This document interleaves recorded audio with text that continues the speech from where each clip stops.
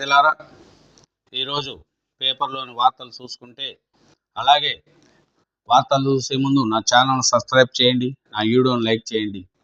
ముఖ్యంగా ఏమిరా అంటే కేసీఆర్ కేటీఆర్ మీద అరెస్టుకు రంగం సిద్ధం చేస్తున్నారు. ముందు 10 ఏళ్ల ప్రభుత్వంలో జరిగిన అక్రమాలను ఒక్కొక్కటి పైకి వస్తున్నాయి. అట్లా బయటపడడం వల్ల కేసీఆర్కు కేటీఆర్కు త్వరలో జలక్కిస్తుందని సమాచారము. కేసీఆర్ను కూడా అరెస్ట్ చేస్తారని, కేటీఆర్ను కూడా అరెస్ట్ చేస్తారని సమాచారము అందుతుందండి. ఇప్పటికే సోషల్ మీడియాలో అన్నిట్లో కూడా ఈ వార్త ఎక్కువగా ఫాలో అవుతుంది. కాబట్టి కేసీఆర్ తప్పు చేశాడా, కేటీఆర్ తప్పు చేశాడా, ఏమి ఈ పరిస్థితి, దీనికి సంబంధించి ఏమి, 10 సంవత్సరాల్లో కేటీఆర్ గారు ఏం చేశారు, కేసీఆర్ గారు ఏం చేశారు, కాంగ్రెస్ ప్రభుత్వం వాళ్ళ మీద కక్ష సాధింపు ఏమైనా చేస్తుందా, ఎందుకు వాళ్ళ మీద ఇబ్బంది పెడుతుంది, ఇది తప్ప, కాంగ్రెస్ చేసేది తప్ప, బీఆర్ఎస్ చేసేది తప్ప, ఇద్దరిది తప్ప, ఏమి వాళ్ళిద్దరిది అనే విషయాన్ని ఇప్పుడు సామరస్యంగా చూద్దాం. కేసీఆర్ ఏం చేశాడు, కేటీఆర్ ఏం చేసినాడు, ఎందుకు అవినీతి ఆరోపణలు ఉన్నాయి వీళ్ళిద్దరి మీద అనే విషయం మీద ఈరోజు మాట్లాడదామండి. ఆ వాక్యం చూద్దాం ఏమేం చేసింది.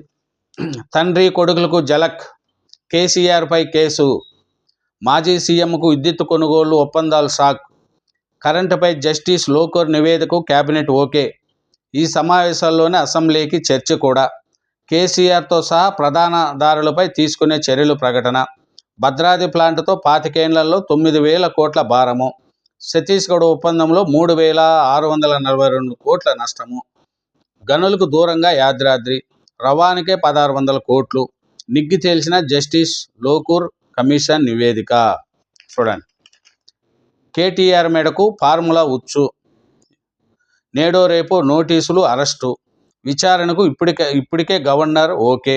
మంత్రిమండలిలో సుదీర్ఘ చర్చ, పత్రాలు పిఎస్ ద్వారా ఏసీబీకి, చట్టం ప్రకారమే ముందుకు, 5 ఆర్డినెన్సులకు ఆమోదము. చూడండి ఏం చేశారు ఏమి అంటే, విద్యుత్ అవకతవకలలో కోట్లు నష్టాలు వచ్చినాయంట, 9,000 కోట్ల భారం పడిందంట. ఛత్తీస్గఢ్ ఒప్పందంలో 3,642 కోట్లు నష్టమంట. గనులకు యాదాద్రికి దూరంగా పెట్టడం వల్ల 1,600 కోట్లు, అన్ని కోట్లే, లక్షలు వేలు ఏముండవు.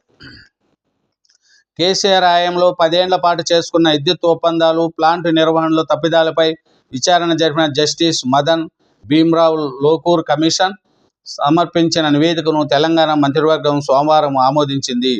ఆయా నిర్ణయాల్లో కీలక పాత్ర పోషించిన మాజీ ముఖ్యమంత్రి కేటీఆర్తో పాటు ఇతర పాత్రధారులపై చర్యలకు ఉపక్రమించాలనే నిర్ణయించింది.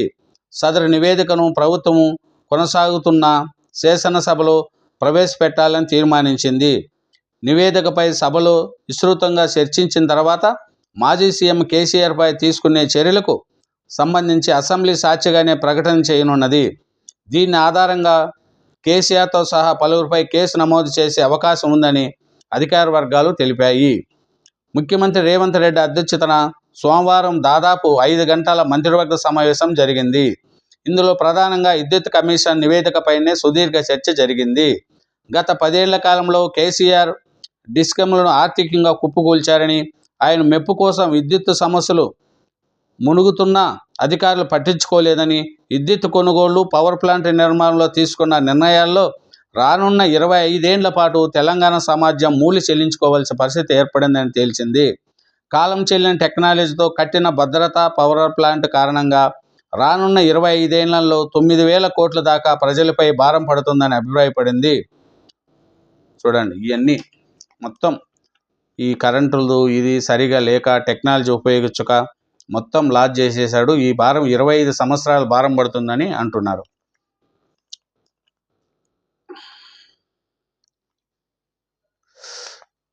అమరావతిలో వరద భయము, పెట్టుబడిదారులు హైదరాబాద్కు, ఇక్కడ రియల్ ఎస్టేట్ పెరిగింది.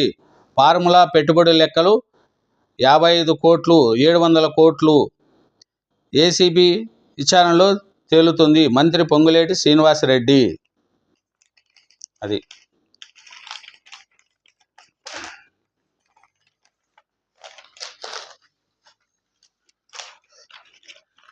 కేసీఆర్ మెడకు ఈ కారు, నేడో రేపు నోటీసులు, అరెస్టుకు అవకాశము.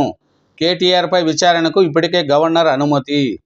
మంత్రిమండలిలో భేటీ, సుదీర్ఘ చర్చ, పత్రాలను సిఎస్ ద్వారా ఏసీబీకి పంపాలని నిర్ణయము. పెట్టుబడుల లెక్కలను ఏసీబీ తేలుస్తుంది. నా వ్యాఖ్యల్లో తుసుబాంబో ఏ బాంబో కూడా పొంగులేటి. చూడండి, ఫార్ములా ఈ కార్ రేస్ వ్యవహారం పూర్తి స్థాయిలో మాజీ మంత్రి కేటీఆర్ మెడకు చుట్టుకుంది.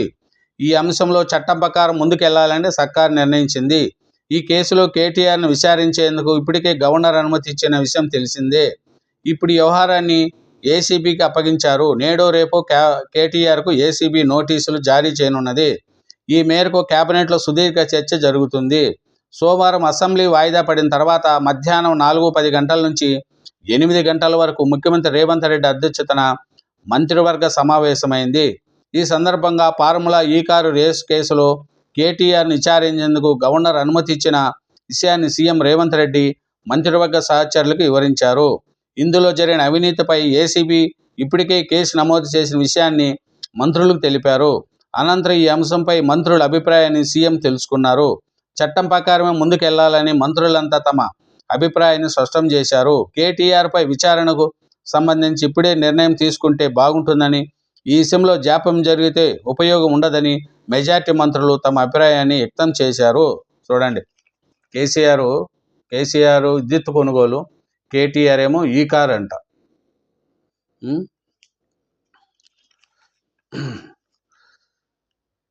ఈ కార్ రేస్ విషయంలో చట్టం ప్రకారం ముందుకెళ్లాలని మంత్రిమండలి నిర్ణయించింది. మంత్రి పొంగులేటి శ్రీనివాసరెడ్డి తెలిపారు. దీనికి సంబంధించిన పెట్టుబడుల లెక్కలను కూడా ఏసీబీ తేలుస్తుంది. అవి 50 కోట్ల లేక 700 కోట్ల అనేది ఏసీబీ విచారణలో తేలుతుందని వ్యాఖ్యానించారు. మంత్రిమండలి సమావేశం తర్వాత ఆయన మీడియాతో ఇష్టాగోష్ఠిగా మాట్లాడుతూ ఈ కారు ఫార్ములా రేసు పేరుతో బీఆర్ఎస్ ప్రభుత్వం దోపిడీకి పాల్పడిందని ఆరోపించారు. ఈ విషయంలో కేటీఆర్ అరెస్ట్ అవుతారో లేదో తమకు తెలియదని, చట్టం తనని తాను చేస్తుందని వ్యాఖ్యానించారు. తన వ్యాఖ్యలు తుసుబాంబో ఏ బాంబో త్వరలోనే తేలుతాయన్నారు. అరెస్ట్ భయంతో కేటీఆర్ రాత్రి ఢిల్లీకి ఎందుకు పరుగులు పెట్టారో, అక్కడ ఎవరిని కలిశారో చెప్పాలని ప్రశ్నించారు. అరెస్ట్ భయంతో ఇంటి దగ్గర కాపలా పెట్టుకున్నారని ఎదవ చేశారు. కేటీఆర్ను అరెస్ట్ చేస్తే రాష్ట్రం అగ్నిగుండంగా మారుతుందని మాట్లాడడం బీఆర్ఎస్ నేతల అహంకారానికి నిదర్శనమన్నారు. తాము ఎవరిపైనా కక్షపూరితంగా వ్యవహరించలేదని, గత బీఆర్ఎస్ ప్రభుత్వ హయాంలో జరిగిన అవినీతి అక్రమాలపై విచారణ జరుపుతామని చెప్పారు. చూడండి, కేటీఆర్ మీద మెడకు ఉచ్చు తగులుతుంది. ఏమరంటే అధికారంలో ఉన్నప్పుడు ఎలా తినాలనో అట్లా తినేస్తారు. అక్కడ ఆంధ్రాలో అంతే కదా. మా జగనన్న అవుతే ఏం చేసినా అన్నిట్లో ఆయన పాత్రే. బియ్యము, శాండు, మద్యము, ప్రాజెక్టులు ఏడ జరిగినా జగనన్న అస్తమే ఉంటుంది. అన్నిట్లో అక్రమాలే. ప్రజల సొమ్ము ఈరోజు తింటారు, రేపు గవర్నమెంట్ పోతే అన్నీ బయటపడవా? పాలకులు ఆలోచించుకోవాలా. ఇప్పుడు రేవంత్ రెడ్డి గారు కానీ, తర్వాత అక్కడున్న చంద్రబాబు నాయుడు గారు కానీ. చంద్రబాబు నాయుడు గారు అయితే 4వ తడవు కాబట్టి ఆయనకు అన్నీ తెలిసే ఉంటాయి, ఏది తప్పు ఏది ఒప్పు అని. సామాన్యంగా ఇట్లాంటి వాటికి ఆయన పోడు.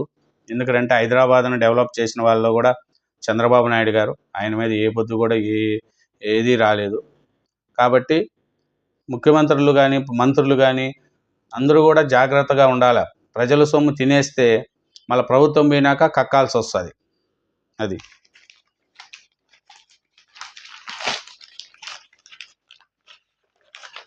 కేసీఆర్పై కేసు.